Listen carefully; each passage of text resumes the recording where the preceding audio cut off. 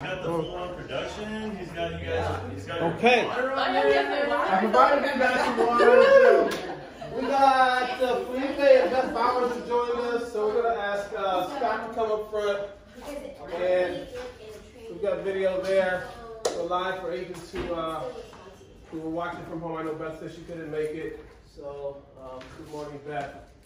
We have a really sweet treat today, guys. And those of you who are here, Jennifer and Scott's around the corner there have been gracious to give us an hour of their time to share with us, you know, how they found success in real estate.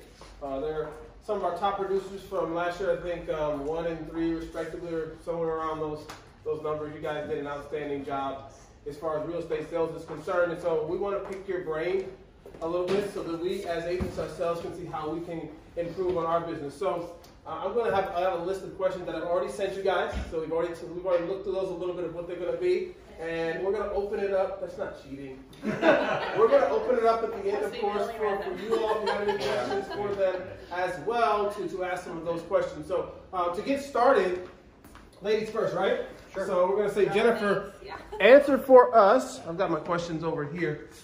I like to stand sometimes. Answer for us, how did you, or rather, what did you do prior to real estate? I was an elementary school teacher. I taught 3rd grade. Taught 3rd grade in elementary. Okay, so real estate was not your background, correct? No, correct. Okay, all right. And Scott, if you would answer for us, what did you do prior to real estate? So, about 23 years ago, I started my real estate as an appraiser. I got a sales license and was going to actually go into commercial real estate with my family. My dad passed away. I was going to be working with him. And my in-laws basically had a real estate company and had an appraisal company. So they're like, hey, fastest way to make money in real estate for you right now is to do appraising. And so I basically started with that. So I mostly stuck with appraising, and that's kind of how I started. But I dipped in and out of real estate. I did that for about 7 years. And then I became a commodities broker. Mm-hmm. So I did that for quite a long time. Then I became a stay-at-home dad really for years. So I was out of the loop and I traded, basically did my finances and traded to make money on a daily basis because I had a background as a commodities broker.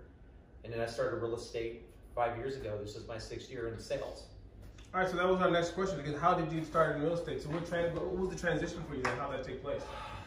I got recruited into sales by one of the previous owners. His name is Joe McDermott. Maybe some people remember him. He's one of my best friends. And he kind of softly was like, hey, come on in. You come to work. I don't know why you're not doing it. And my kids basically had gotten through the phase where, we really needed to be hovering over them all the time, so I had time to do it. So so I could basically drop trading and just full-time charge at something.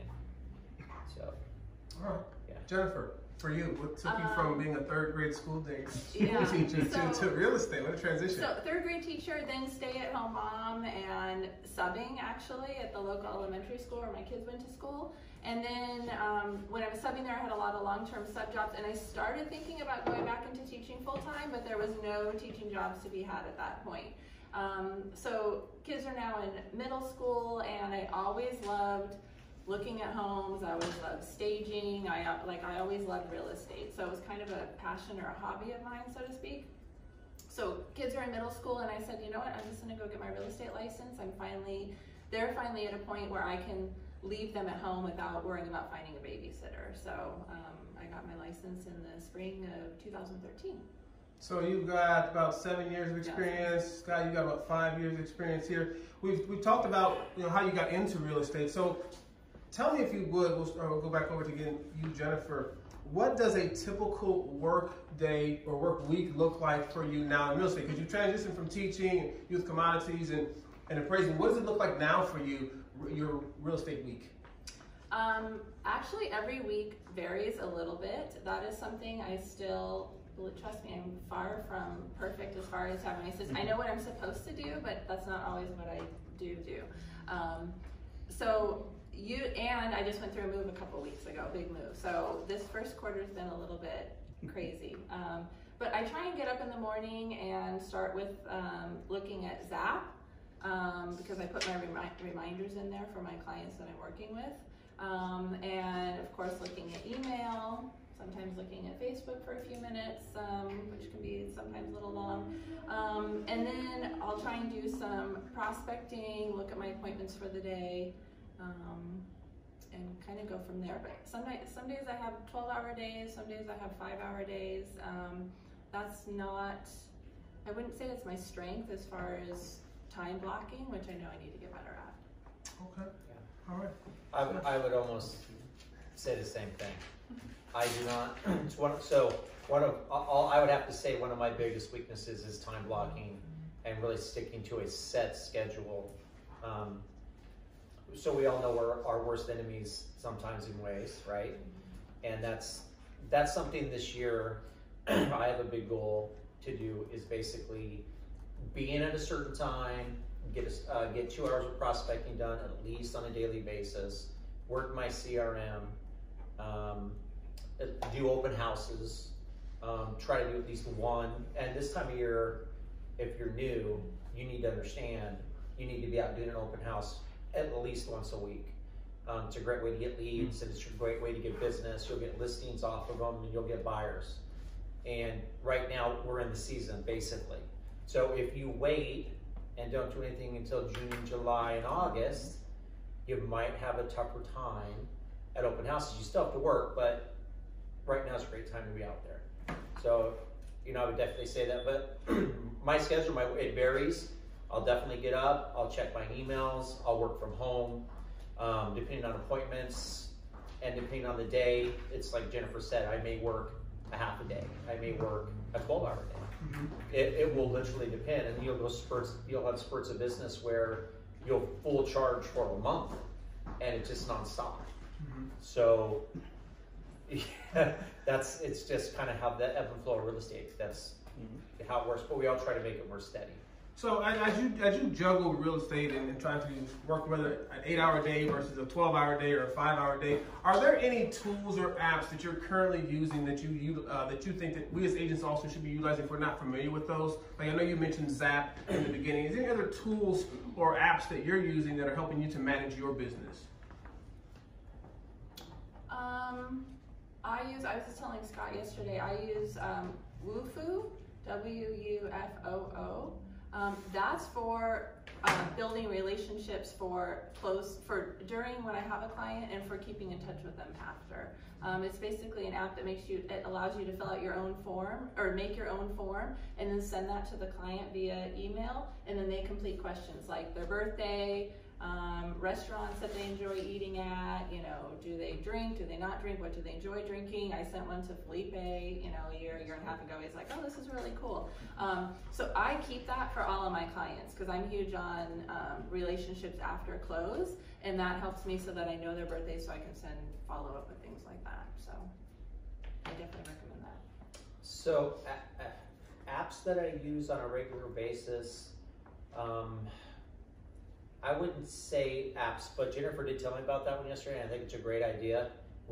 I'd have to say one of the weaknesses I have is really finding out a lot about my clients. I don't deep dive into their lives. So the relationship building. So last year, I really learned I had to focus more on the relationships. So I learned a lot more about my people, their motivations, their life circumstances. So, we as realtors, everybody can be a certain type of realtor. I always saw myself as, look, I just want to be a professional. I want to do a good job. I want to be proficient, and I want to move on. And I really learned that you do have to connect with people in a personal way. They have to like you. They have to trust you with their transaction. And so you do have to, dig a little deeper. So that's a great, what she mentioned is great, and I'm going to start using it. I always have problems with closing gifts. I don't know what to give people. You wonder if they like alcohol or not. Should I give, what could I give them? Yeah. It's hard to remember their dogs' names, their children's names, their birth dates. So just imagine the power of being able to call them up or send them something and say happy birthday. Mm-hmm. Yeah. Or when you call them back up every 2 months like we're supposed to, which I don't do like I'm supposed to, but we're all supposed to, right? We're all our worst enemies. You have all this information at your fingertips. So I'm going to use that. I learned that from Jennifer yesterday, which is a weakness of mine. I'll go as deep as I need to until the sale's over, and then like a shark, I'm hunting again. Mm-hmm. So, and I'm not developing the relationships after the sales like she is. So that's impressive to me, and I'm going to be doing it because I'm starting to get referrals, and I know it works, and you have to. So let's switch gears just a little bit. And I was talking to Rebecca, so I want to give credit to her because she brought this up. It's not a question that we had. So how do you, talking about business now, how do you prepare or go into a listing appointment? What do you take with you during that whole process? Because you could just go with a listing contract, sign it, and then maybe figure it all out later. Walk us through maybe what your listing appointment looks like. We'll start with you, Jennifer. Listing appointment. When I first go into the house, so I always start by, where would you like to sit, put our stuff down, and then touring the house. So going around and kind of building relationships, getting to know them by having them show me around the house. Why did you buy this house? What do you love about this house? Then you're noting whatever, pictures of, animals on the wall, kids on the wall. Tell me, so you're trying to find some common ground between the two of you. Oh, my kids went to this Marietta too, or whatever. And then, we usually sit down and I go through my listing presentation, which is a slideshow. I call mine the ABCs of listing because it's just easy to remember that way. So we talk about accessibility, the broker, commission, staging, and pricing. I always wait for pricing last. And then usually signing the listing agreement after that, if I'm so lucky. Good. Stay with you there on this one, Jennifer. As far as like other documents that are needed for the transaction, do you go over those documents as well there at the listing presentation, as far as our SPQ, TDS, and so right. forth? Yes, I will usually have the SPQ and the TDS with me, and the SI, the Statement of Information. So those are other. That's a good one. SI. Have that with me. But I basically show up to my listing appointments with a pretty good package for the potential clients. And of course, I've done my CMA. I have my idea of what I feel the home is worth. I have all the contracts ready for them to sign. I used to bring the TDS, SPQ, and agent visual, and I would leave it with them to do, but as you get busy and your listings go into escrow and you're getting more business and you're juggling everything, when you get into escrow with somebody, I'm finding it hard with my TC and myself to coordinate with the sellers to have them all of a sudden, get the SPQ over, get the TDS over, go back and do the visual inspection as an agent, get a statement of information for escrow. So, and then there's all the other docs that we have to deal with in the disclosure. So my goal, and I've been trying to do it, if Rebecca's here, she could attest to it, doing the best I can with it. We're trying to get these up. She's here. We're trying to get these up front. I think I'm not on camera right now. All right, so when I have them sign, I say, look, here's some homework for you while I do my visual inspection. There you go. So anyway, we try to get these up front. So as many docs as you can get up front, you have their attention. It's better, but of course you fill the customer out and you figure out, hey, how much time do I really have here? Yeah, the SPQ, the TDS, and the SI, I always leave with them. I said these are really important. We talk about what they are, but, and especially, and I won't even leave them. If I know this is a listing, like, we're going to have the listing in 3 weeks from now, or 4 weeks, we're actually listing the house, then I just take it. But it's nice to have those things if you need them. But a lot of times it's tough just to get to sign the listing agreement, because by the time you get through everything else, they're just like, yes. done. So it can be time consuming. Talking about the listing, and so this is maybe something that us agents are struggling with as we fight this the iBuyer that's out there. How do you negotiate? What's your tactic for negotiating your commission when you have someone who's trying to cut your commission? We'll start with you, Scott. So when I meet them, I show up looking very professional. They already know that I'm a full service realtor. And I basically bring a package that's custom designed to show them what I do. So I'll bring past client referrals, I'll bring them a list of 10 people to call if they need to ask questions, and see how business transactions go with me, and if they're happy. Don't do this if your people aren't happy. Don't put an unhappy referral on the sheet. That's good though, that's true. I will have a list of things that I do different as a realtor, and I will also bring a copy of my marketing plan, which is like the first 30 days every day, what I do and what I'm going to do to market the house. So that's kind of the stuff that I bring with me, along with the CMA tax records, things of that nature. I kind of forgot the question. What was the question? How do you combat the commission? So basically, I bring this package to build value. So I'll say, hey, look, I'm a full service broker. You and I invest together, and I spend so much money on every listing. So I'll talk about what I do and how I market and the cost of what I do when I market, and how that's going to help us sell the home faster for more money. And then I'll let them know, basically an iBuyer is not a full service company. I mean, they say they are, but they're rarely available. Sometimes they're conglomerates that are in 5 and 6 and 7 different locations. It's hard to communicate. You usually get less money for the home, and their commissions are higher. They're usually 7 to 9%. So for me, I really haven't had a problem competing at any time with either a help you sell or an iBuyer or anything of that nature. I've never lost a listing because of it, and I don't have to really compete hard for it. Maybe it's just because how I present myself coming in, and if I'm able to get in front of somebody, I'm usually able to, most cases, close them. Awesome. So that's what I find. You provide value right up front. That's correct. Absolutely. Jennifer. To piggyback kind of off of what Scott says, I agree. My listing presentation follows that I'm talking about the broker and what I do and all of the value added that I provide. Even little things like the not home warranty, but the $50,000 seller's coverage for 6 months after, that I'm doing a seller's home warranty that has come into play, so I order the home warranty from AHS. So I'm trying to, I'm going through all of the things, but I'm definitely trying to pick out. I do staging. They have an interior designer come to their house to help them with staging techniques for the house. I pay for that up front, so I'm offering that. So I'm trying to find the things that I would do that not every listing agent's going to come in and offer.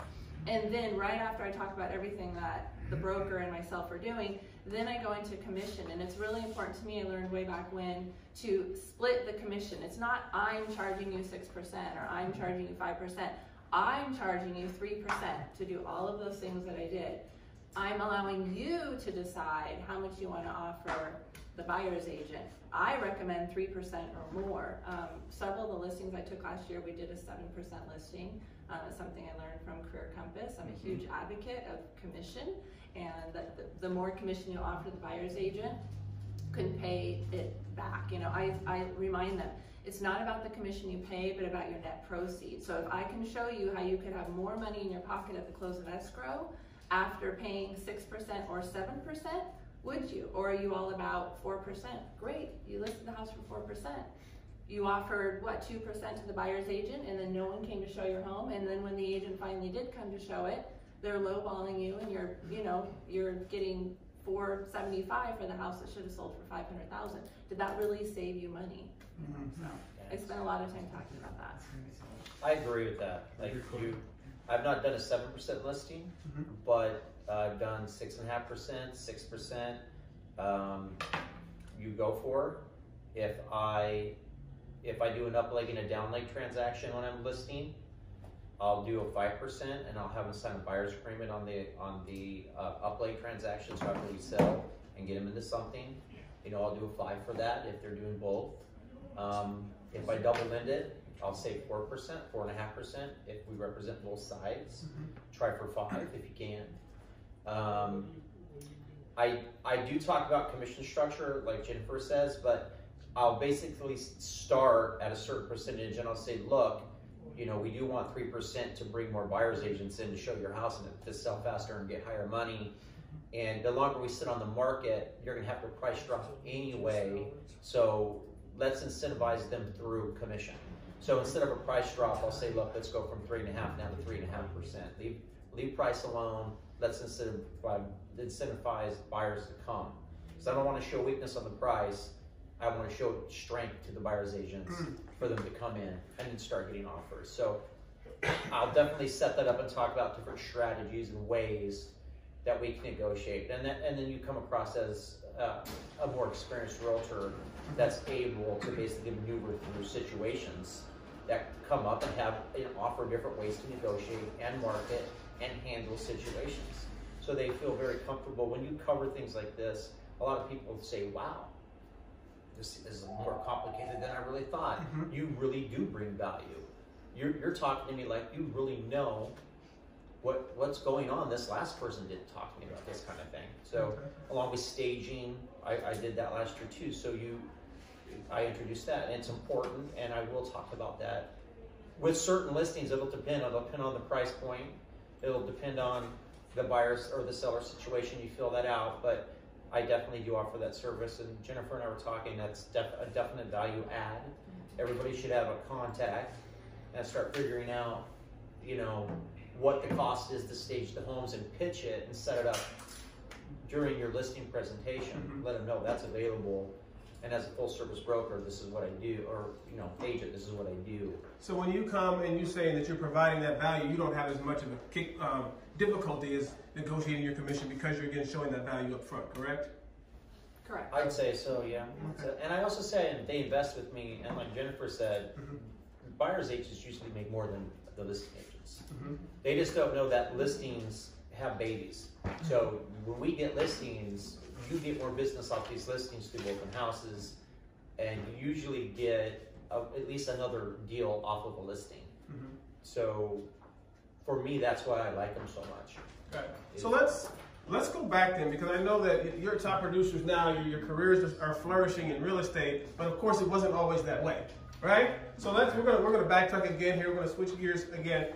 Tell me a little bit about your first year in real estate and how that went for you, and if you don't mind sharing, how many transactions you closed your first year. Let me start. So I started in March of 13. My first deal was in July, and it was a listing. Everyone told me it's going to be a buyer, it's going to be a buyer.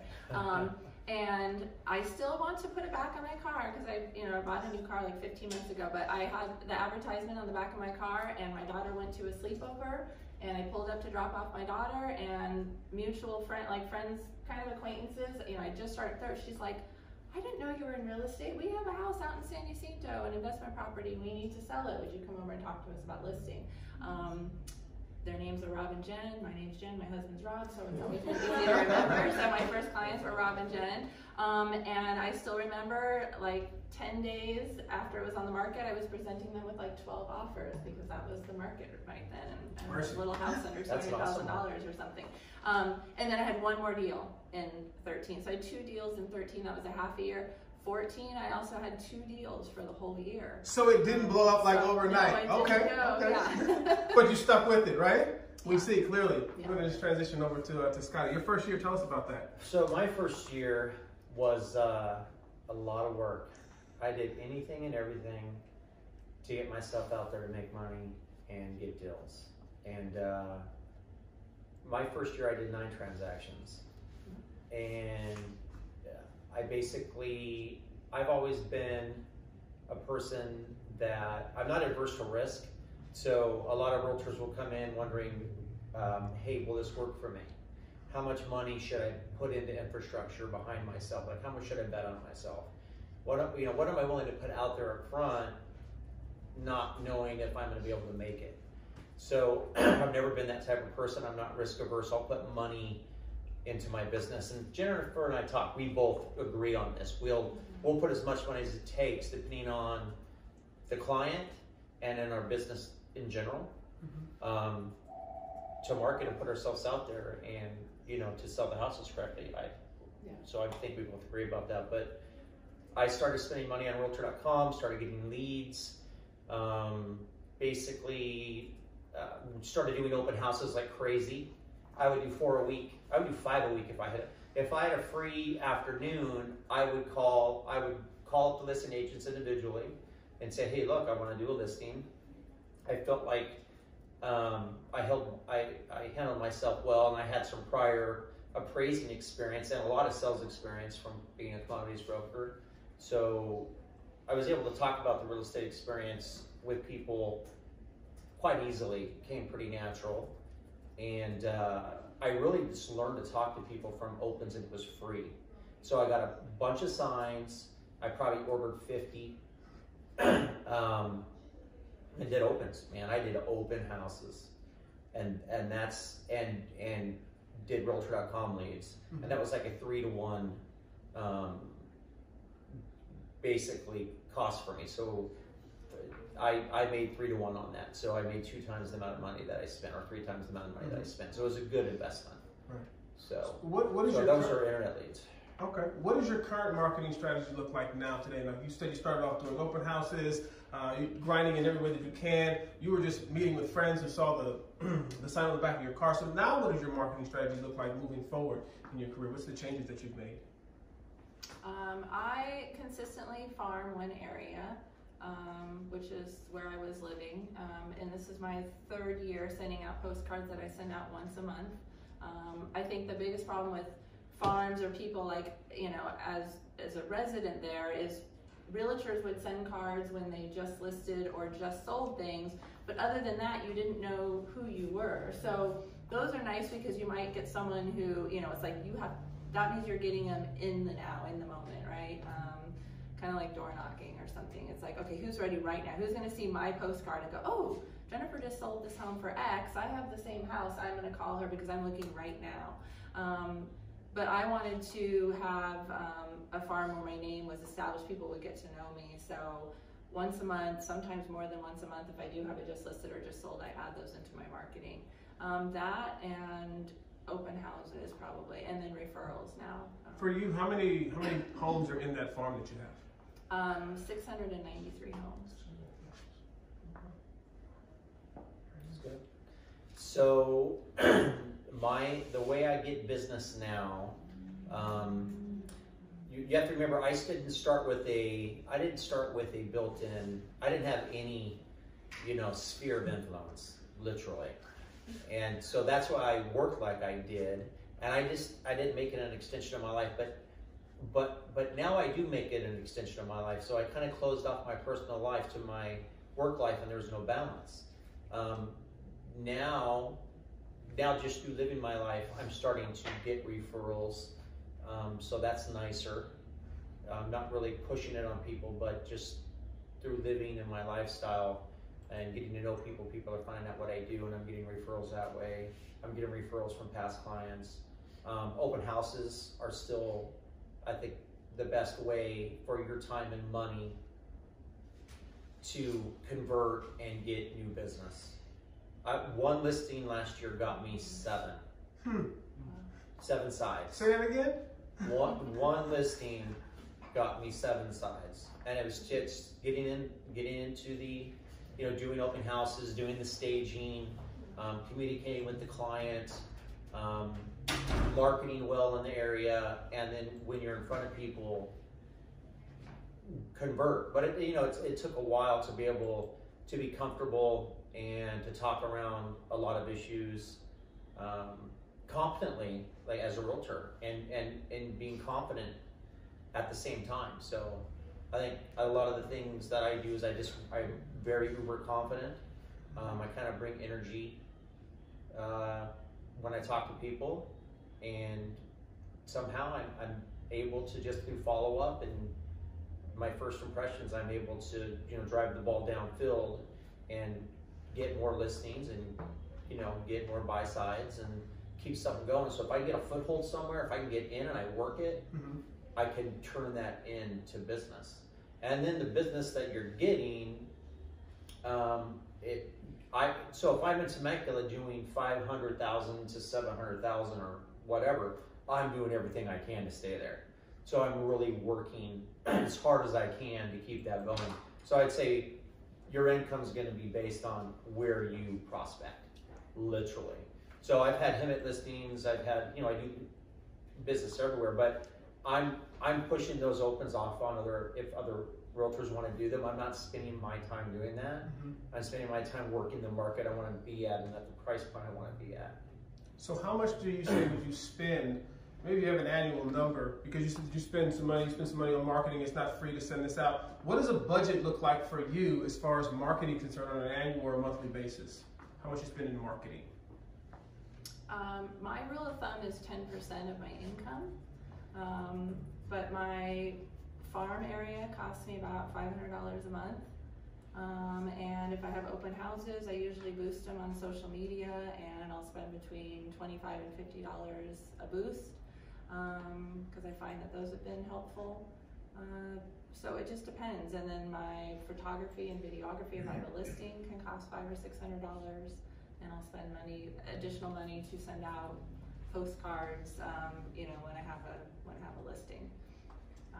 I prefer listings over buyers. I think that they're less time consuming and you can get a lot more out of them, because it's like if I have a listing, I can hold open houses, and I've had listings sometimes for several months, and if you have an open house there even once a week, that's a lot of prospective new people that want to buy, and then they often have a house to sell before they buy. So, I've had several deals from that. So I prefer listings over buyers. All right. I agree wholeheartedly. I think listings, for me, I love them. And again, you get more business from every listing, gets you another deal. It's just the way it works on average. So. And what's your budget look like as far as like marketing? So I have my own system. Jennifer mentioned Zap. We all get Zap for free here. I have my own CRM, and it has a front end and a back end. So it has a website. I have a URL where I advertise for Google pay-per-click ads, and also through Facebook. I can do squeeze pages and landing pages. That's $500 a month. It's a broker platform. I do boost listings, just like she says, for opens. I'll spend about $20, for advertising my open houses or new listings or whatnot. I have an ad spend. So my ad spend on leads, I'll spend $1,000 a month just on ads. So that's about $1,500. Then I'm starting a farm. It's going to be like 700, maybe 750 homes. So that's going to be like 700 a month, I think, 600. So, but again, I don't mind doing that. So for me, if I break even on it all, I don't care. I know basically I'm going to at least get one listing from my system I have, or one buyer from the system I have, and I'm pretty confident with the farming, I'm going to at least get one listing or one piece of business that'll pay for it. So for me, it's really, if I break even, I don't care. I'm building my business.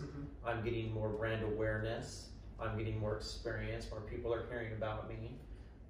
Obviously, the goal is to make more than that. But worst case scenario, I've never lost money on any of I've never lost a penny on any money I've spent towards advertising. I mean, I've lost listings that I've put money into, but I still did opens off those listings and got leads while I had them.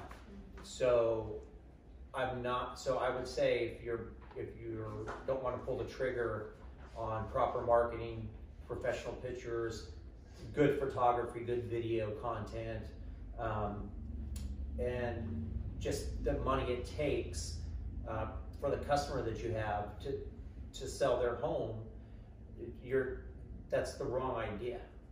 So some realtors won't agree with it, but for me, I'll put money in my business. So. Where would you say the bulk of your business is coming from now? You got 5 years, about 7 years of experience, and where's the bulk of your business coming from now? I would say referrals and farm, probably. All right. Referral and farm. So I'm starting to get, the bulk of my business, I would say, is from working open houses. It'll start with maybe a referral, so it's all over the place. It's follow up with past clients, so maybe you might call that referral. It could be, I have a good digital footprint, so I get just blind calls, and people will say, hey, I'm researching a realtor, found you, and I'll convert them, and do business that way. So there's 5 or 6 different ways, but the majority of it, I can when I get things going, if I can get listings going and get in front of people, I'll convert them. So again, open houses. And I have a whole system. I have so many systems in place that I can't follow up on them. I know there's so many deals I'm not getting because I'm not even using a lot of the tools that I'm paying for like I could. I'm just taking the low-hanging fruit, right? So if I basically had, if I had a schedule where I was in at 8 o'clock every day and I wasn't leaving till 5, and I was really maximizing, what I have in place. I mean, I'm really giving up. Because of, not working what I have in place. I would say a lot of business. I don't know about you, but yeah, I don't just work every avenue. You remind me, as it said, is I would recommend everybody use Zillow. Don't pay them a dime, but set up your profile on Zillow, and every closed deal, put your closed sale on there. You can put the price point, you put when it sold, if you represented the buyer or seller. I've gotten 3 deals from people just because they're out there looking on Zillow, and then they're like, well, we were looking at your past history and you just sold a home on our street, last month, and then you sold 2 others in here in the area in the last year, and they've called me up, and it doesn't cost me a dime. I won't spend a dime on Zillow leads. I think it's a waste. That's another story. I won't feed into Zillow, but I will use what they offer me. And also when you have a listing, if you make a video, that they take your listing and they put it more at the top of the search. So if you go through and you follow the little Zillow rules and you make their silly little video walking around with your camera, they'll give you that property more views on Zillow. So I would definitely have everyone set up. And then when you close a deal, send your clients a review, and hopefully they'll write you a review, and then you get reviews on Zillow as well. So I use the same thing as Jennifer's talking about. I don't believe in Zillow and Realtor anymore. I don't pay for that kind of stuff. My system's set up to bypass that altogether and not feed that beast, but I use their platforms. So I'm definitely, my profile's on every digital platform there is, my past sales, recommendations, so people can look me up for sure. And the people I use video for my listings, they're basically Google certified, so they kind of understand the algorithms. They understand how best to actually make a video, what to do for you to actually get more clicks and more views, with it. They upload everything up to Zillow for me also, so always have video on Zillow. You're going to get about 400% more views than you would. So. And do quality videos, spend some time at it. Again, don't skimp on the pictures in the video. Don't do that. So it sounds like that you've done quite a bit of work and research, kind of building your business here. What are you currently working on now as far as to improve your business? Because you've already, like I said, you've done some training and so forth in the past. What are you currently working on in areas of your business that you'd like to grow? So for me, I want to start utilizing all the tools I'm paying for. So again, I'm just taking low-hanging fruit, and once I get business rolling, I'll keep it going with just hard work, basically. But I have a lot of systems in place where I want to use them and utilize them and exploit them to the best of my ability to get more business. Whether that's taking on someone else to make calls and maybe be a buyer's agent and handle all my systems and leads that I have coming in every month that I just can't handle myself because I'm focusing on listings and doing opens and doing other things. For me, I want to grow more buyer leads and focus on listings more. But also get in and stay into the high-end market. I'm kind of focusing on that. So I got certified this year as a luxury specialist. Winnie and Janie did. Jennifer does high end too, and I think she's going to be doing the same thing. So we're trying to focus on, I think, properties that are just at certain price points and higher. And so I'm really going for that. So I'm going to be doing a farm in my area where the average sales are 700, and I'm going to be trying to focus and break into Morgan Hills, Crown Hill, all these different areas in South Temecula and the wine country, possibly Duluth, in every way I can to try to get higher end listings. Mm-hmm. Basically is a big focus on where I want to go. And then maybe have a support staff to help with buyers. And so, and then the only buyers I'll work are if I double in. So if I list and I have a buyer, if there's an up-leg transaction, I'll focus on them because I listed them. Mm-hmm. But you know, anything else that comes through my systems, I just can't focus on, but I still want to build that out with someone maybe doing it. Okay. Jennifer? I have a few goals for this year, but and my goals stem from, for those of you who have done Career Compass and have learned from Beef Wellington, he's absolutely amazing and his techniques are amazing. I wish, you know, and so I have those on my phone, I listen to them in the car. I've kind of weeded through what are the ones I would use that I like that work for me, what are the ones I won't. They're great techniques, but I just know I won't do them. He talks about cold calling, but if you're going to do cold calling, how to do it better. You know, don't do it. He talks about door knocking. He talks about how to do it better and differently than everyone else is doing it.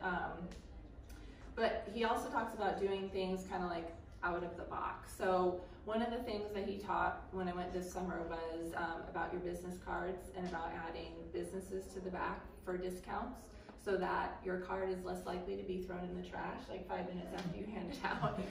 So I was talking to Scott about it yesterday. That's one thing I actually was able to follow through, and I did it in 2019, is now my business card has 3 businesses on the back where it's buy one, get one free. It's frozen yogurt, it's 10% off plants at Moon Valley Nursery, and it's a free dessert at Angela's Pizzeria. If someone's gonna hold on to your card and they're gonna have it handy, they're not gonna toss it aside, because you have to remember they go to open houses. If they're going into my open house, they're going into at least one other, but probably 4 or 5 others. We're all doing the same thing. You know, it's like if you're all making them sign in, well, they don't want to sign in because they don't want to give out their number to 6 different agents and get bombarded with calls. They're all handing them your business card. So I'm thinking, well, maybe mine's a little more likely to keep, you know, if it's something that's going to offer them some kind of value.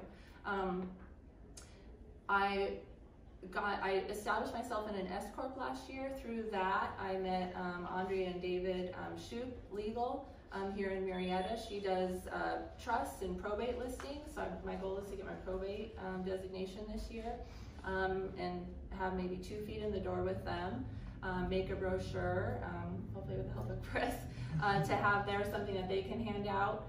Same thing with Moon Valley Nursery. Moon Valley Nursery, when I add them to back my card, they said, hey, if you have a half-sheet brochure, we'll be happy to keep that in here.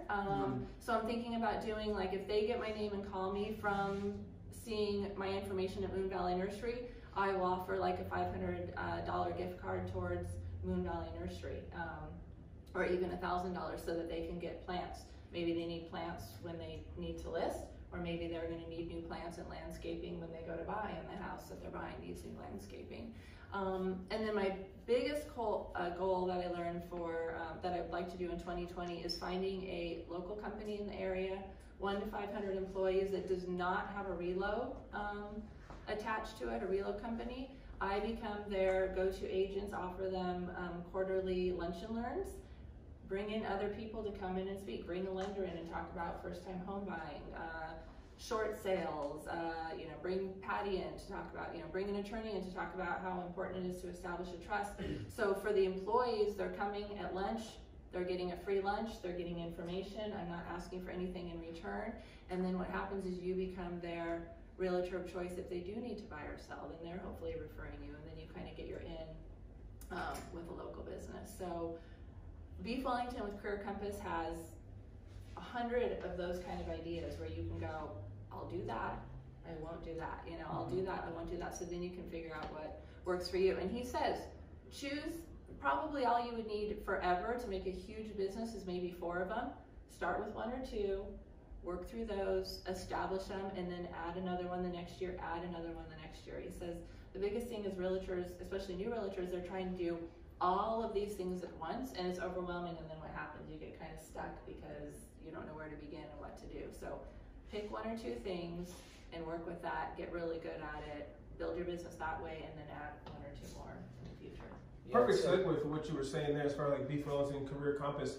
Who else do you have that is a mentor for you that's kind of like guiding you as you continue to grow your business? So mentor helping me. So I actually did a year with Mike Ferry coaching, and I enjoyed it. As an ex-commodities broker, I understand scripting works, and I know calling works, and I know it converts. So for me, and it's part of a business I have, a triple dialer. I don't use it as much as I should, but I have the system set up to where I can cold call, call around listings, just listed, just sold, expireds, and whatnot. And I don't mind being on the phone. I don't mind being told no. And so I believe in scripting. And I don't know if you've ever had a conversation with a lead, but you can get to the point where you know where it's going to go, and you know how you're going to answer that question. You know exactly what they're going to say or how to overcome the objection. And scripting helps do that. If you practice it, practice overcoming objections, it's definitely going to help. And you can do that, all these new realtors or anybody experience at open houses. It's free, and it's like people walking up to you practicing. Just like me and Jen could sit in front of each other and just practice something, but they're real and it's free. So you can say anything you want, you can try anything you want, and you can burn that. They can be burned and you might not go anywhere with them, but it's free and it's an experience. But I like Jennifer's idea. I kind of looked into relocate, like the relos. A lot of the companies are very large, so they have human resources that already have people that are in there doing it. But it doesn't mean you can't go in there, knock on their door, say hello, make a good impression, and try to get your foot in the door, because who knows what can happen. So we talked about that, and I thought about that before, and I think it's a great idea. But basically, Mike Ferry, kind of like that system. So for me, that was fun. Beef Wellington was fun. So Career Compass, that was a fun thing, and I have the tape. So if anybody wants I bought it. So I think Jennifer did too. But I have this stuff. So if anybody's interested, he says pick 3 things. Don't overdo it. Don't go crazy. Just focus on, pick 3 things and try 1 new thing this year or 2 new things this year. But focus on it. And I think, as everybody knows, it doesn't matter what you do, as long as you do it consistently, you'll get business. There is really no secret. It's hard. It's just working. It's just, we're really talking about it, and we do different things as we work, but it really all comes down to working. It really all comes down to, am I going to get up today? I own a business. I'm a business owner. I have to treat this like a business. Am I going to fire myself today? If I was the owner of my own business, would I fire myself? Let me stop you right there, because you said something that's very key. You said that you own a business, correct? When did you come to that realization that I own a business and this is not just, I don't know, whatever else you maybe want to call it? When did you reach that point in your career? My 2nd year, when I made some money. And I thought, wow, I already knew this, and that's why I like sales, but there's a lot of money to be made, and you can make it fast. And it could just, an example, Chris Finocchio last year, right, December, had $1.2 million listing, $1.3 million listing, had it for like 5-6 months. All of a sudden, double-ended it, 1 week close, figure out the commission, guys, right? There's money here. And so that's when I got serious and thought, wow, what do I need to do to basically brand myself more, get out there more, get more transactions, and get a higher price point and get some of that money, because I'm as good a realtor as anyone else out there. I feel like I'm going to do the best job for my client, really. we all think we're good realtors, but you have to believe that you're doing a great job. You're offering them a service, and you're going to provide it. And if someone's going to do it, so that's when I took it serious. When the money became, wow, this is real, and there's no end to it. You know. What about for you, Jennifer? Was there a point in your career?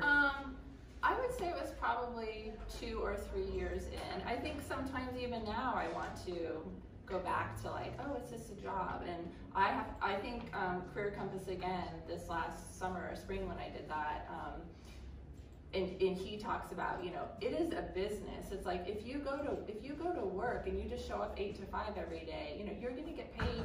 You know, for a lot of these other jobs, you're going to get a paycheck every other Friday until the boss realizes that you're not really doing what you're supposed to do, and you get fired. Well, you know, sometimes I get jealous. I say to my husband, he's like, well, what should I shop? You know, I'm kind of slow at work, and I'm like, must be not. You get a paycheck every twice a month, regardless if you're, you know, if I'm shopping on Amazon at, 4 o'clock in the afternoon, then I'm not prospecting, I'm not doing what I'm supposed to be doing, and there is no guarantee of a paycheck. Beef Wellington says a line that I think is so important because I remind myself, he's like, think about how much you want to make in 2020. Put that amount in your head and then ask yourself, if I get hired next week at company X to make that amount of money, when would I show up to work? What would I be wearing? You know, he's like, if your number is whatever, $250,000 and Abbott hires you and you're starting Monday morning, you're showing up Monday morning at 8 o'clock, maybe 8:30 at the latest, you're dressed in your best attire, you know you're going to put in a 40-hour work week, you're leaving at 5 or 6 o'clock at night, you're working Monday through Friday, because you know you're going to get paid $250. So why aren't you treating your business exactly the same? If you're, meandering into the office Tuesday at 11 and you're dressed casually, and that was after you dropped your kids at school and you went to the dry cleaners and you did your grocery shopping, are you going to make $250,000 a year or $50,000 or whatever your goal is? Set your goal, but it is a business and you actually have to be working. It's not just going to come to you, and I'm, like Scott said, we're our worst enemy. I have to remind myself of that too. I mean, because I do work from home a lot, but I think getting in the routine of getting up in the morning and whatever, if you're going to work out and then take a shower and be ready, because if you get called and someone wants to go out and it's 2 in the afternoon and you're still in your pajamas, it's like, oh, well, I can meet you in an hour and a half or whatever. So this is what happens to me all the time. So working from home, but the days that I'm following this schedule, and I have that 7 o'clock or 8 o'clock call that comes through, I'm awake, I'm up doing something, I'm driving, I'm coming back for the term, whatever. My head's in business mode. And I'm kind of, I'm taking advantage of the morning. And that's what I'm trying to do this year too, is take advantage of more of my mornings. So, and do more prospecting in the morning. What's one word that you would use to describe the success that you found in real estate? One word that you could describe how you found success. Hard work. The harder you work, the luckier you're going to get. And it's just work. And it's one word is you have to work. For me. Work, relationships. Yeah. I'm all about building a relationship after.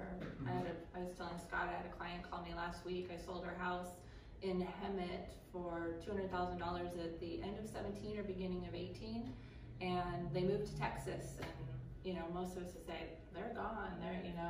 But she's on Preferred Client Club, and I send birthday cookies to her and her husband every year on their birthdays. And she called me up and said, my friend lives in California, and her son is looking for a house to buy in Vista, so I'm gonna hand your name off to him.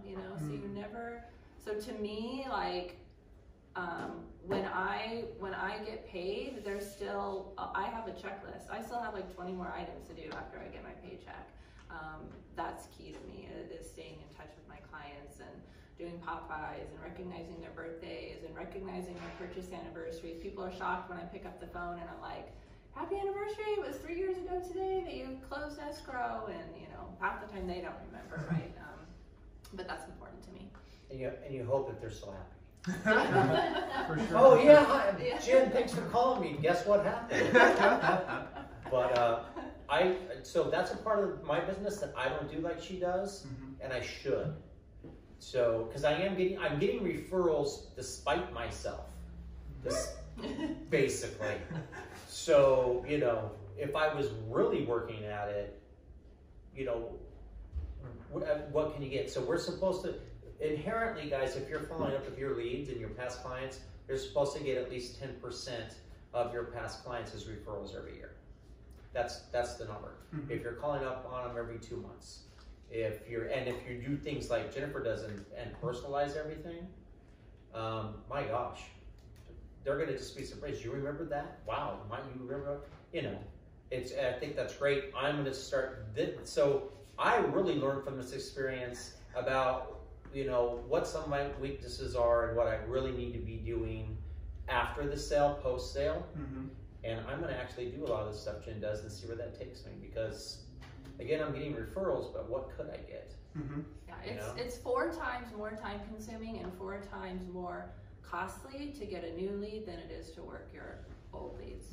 And so that's what I constantly remember. And when someone is referred to you, there's already that somewhat of a relationship. There's already this trust because they have a mutual friend that used you, and so you don't have to sell yourself. You're not selling yourself on somebody brand new, you know? So I would rather do that. And my attitude a lot of times, even when I go on a listing appointment, is I'm not gonna sell you. Like, if you're not interested in working, if you want a 4% listing, then go for it. I will show myself out, because I tell people all the time, if you're looking for a realtor who's gonna say that they're gonna sell your house for more, but for less commission, you will have realtors lined up down the block, because the next person will come in and say 25K higher, 0.5% less. The next person's 50K higher, you know, another 0.5% less.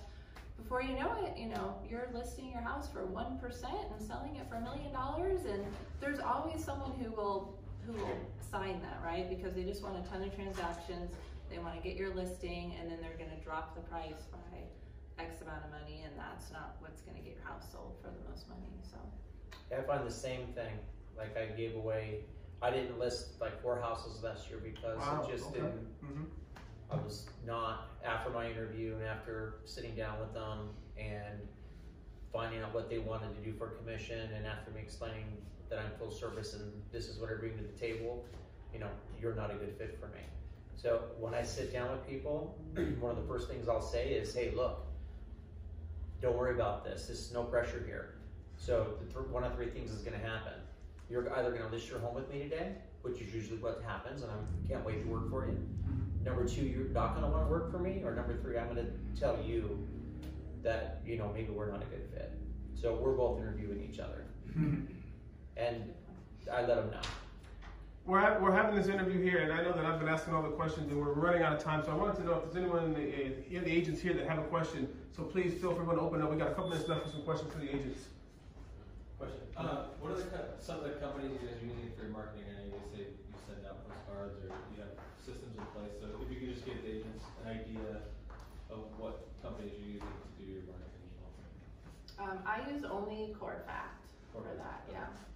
So you use Food for follow-up and then Corfact for your farming stuff. Correct. I'm about to use Corfact for my farming. I've been hesitant to do a farm. Right. But now, so basically Jen and I were talking, and in our neighborhoods that we live in, we own the neighborhoods. Basically, we're the top sellers in there. So that's nice, and I want to keep it that way. So so now I'm going to farm it where I didn't before. And again, I don't mind putting money out to get money back, and I want to get a presence out there. So I'm going to use Corfact. It just seems like, you know, out of the box, just ready to go package, to be honest with you. And they have a landing page that's tied to advertising, and you can make the pieces any way you want. But that's what I'm going to do with my farm. And then as far as other advertising, it's just flyers, guys. It's just using the tools we have, and then I'll use flyers for open houses and whatnot, but it'll depend on the price of the listing. If it's a high-end listing, I'm not gonna skim on my flyers. They're going to be, it's going to be good content. They're going to be nice. It's going to be appropriate for the price point. Sure. We got a question here for Andres. You got her hand up. Yes, as far as your farm, you said you had 600 and something homes in it. How often do you deliver stuff to it? Do you hand deliver it? And what is it? How does it vary each week or month? Or? Yeah, so it's only Corfax because I can't door knock, which works for me because I don't like door knocking. So. And so that makes flyers? I've never been on it. Yeah, so Corfax is postcards. So I use like a super jumbo size postcard. And I joined the Corfax Elite program, so I'm choosing 12 months of pieces ahead of time, and then I add to it as I have like a just listed or just sold or something in particular that I want to send out. So you can pick your pieces in advance. I really prefer to use, and I'm just about to pick postcards for this year because my marketing ends in March.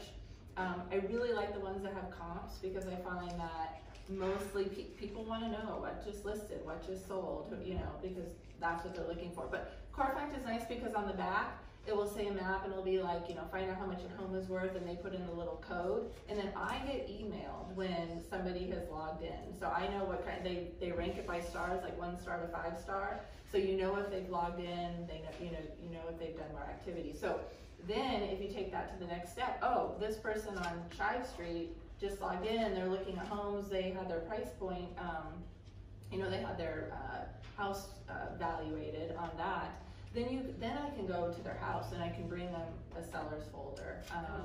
And at that point I would knock on the door and say, you know, I saw you logged in, just wanted to hand you, you know, the seller's folder.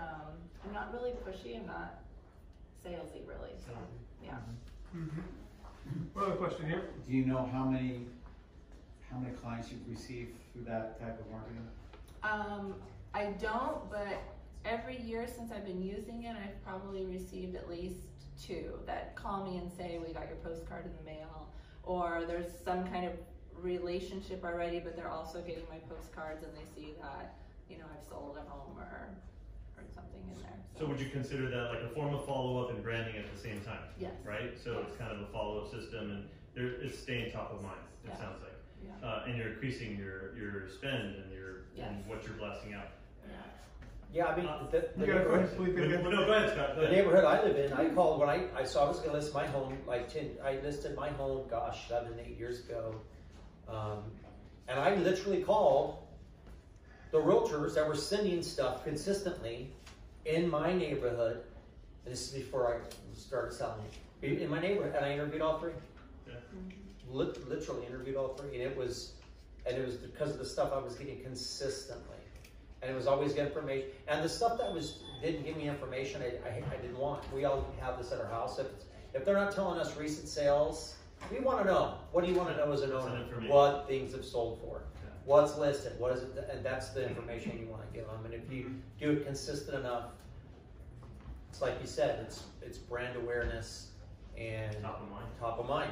But I'm also going to follow up on that. So I'm doing it because I live in a place where you can't door knock it and walk it either. And that's why Jennifer does it where she's at, because it's not optimal to do it, and she said she doesn't like it. I love door knocking. I think it's great. I think if you can have a one-to-one touch with somebody, it's going to affect them. If you can make an impact, they're going to call you.